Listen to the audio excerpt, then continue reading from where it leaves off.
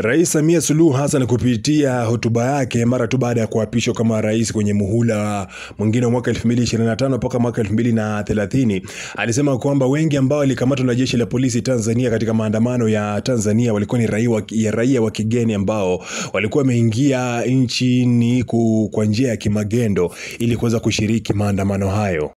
Kilichotokea hakiendani na taswira na sifa za Kitanzania na sio Utanzania.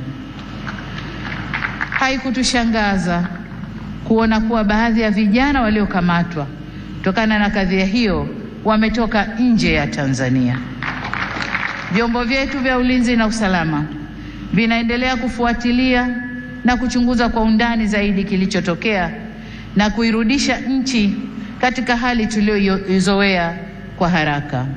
Tukiachia mbali alichokisema Rais Samia Suluhu Hassan kupitia hotuba hiyo, lakini pia ripoti ambayo ya awali ya jeshi la polisi la Tanzania pia walikuwa wametoa taarifa hizo na kusema kwamba wengi ambao wamekamatwa katika vurugu ama kuzua vurugu katika maandamano ya tarehe 29 Oktoba walikuwa ni raia wa kigeni, japokuwa hajataja ni raia wa kigeni kutoka nchi gani. Jeshi la polisi Tanzania limepata taarifa za watu ambao sio raia wa Tanzania kuwa wameingia nchini kwa njia zisizo rasmi kwa nia ya kufanya uhalifu ikiwepo vurugu.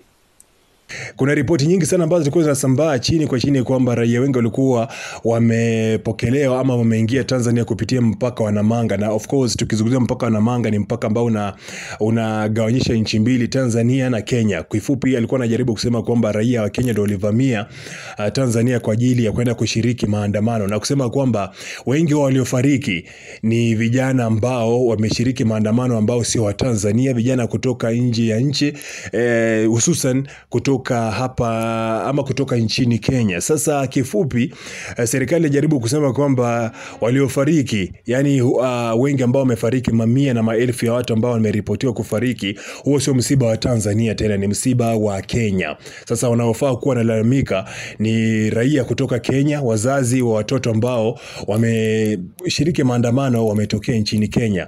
Sasa swali ambalo watu wengi walikuwa wanajiuliza ni kwamba kama itakuwa ni ukweli kwamba walioshiriki maandamano, waliokamatwa na waliopigwa risasi wengi ambao wamefariki ni raia wa kigeni, sio raia wa Tanzania, inakuwaje majonzi yanakuwa upande wa Tanzania? Ina maana kwamba wanaofaa kuwa sasa hivi wameingia kwenye kilio, kwenye majonzi makubwa mazito kabisa ni Kenya na labda mataifa ambayo ni majirani wa Tanzania, kwa maana ya kama Burundi, mataifa kama vile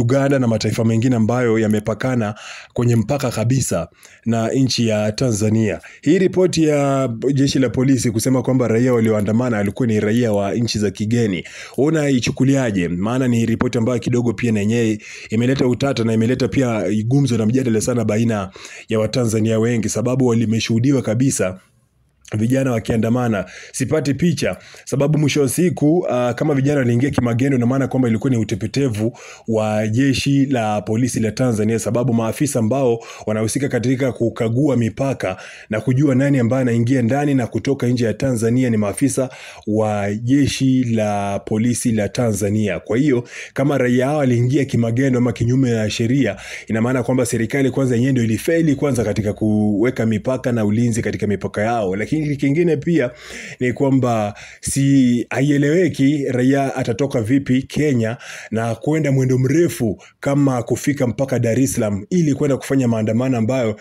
yeye hajui yanahusiana na nini. Swala hili kama linakuingia akilini, nipe maoni yako pale chini kwenye comment section.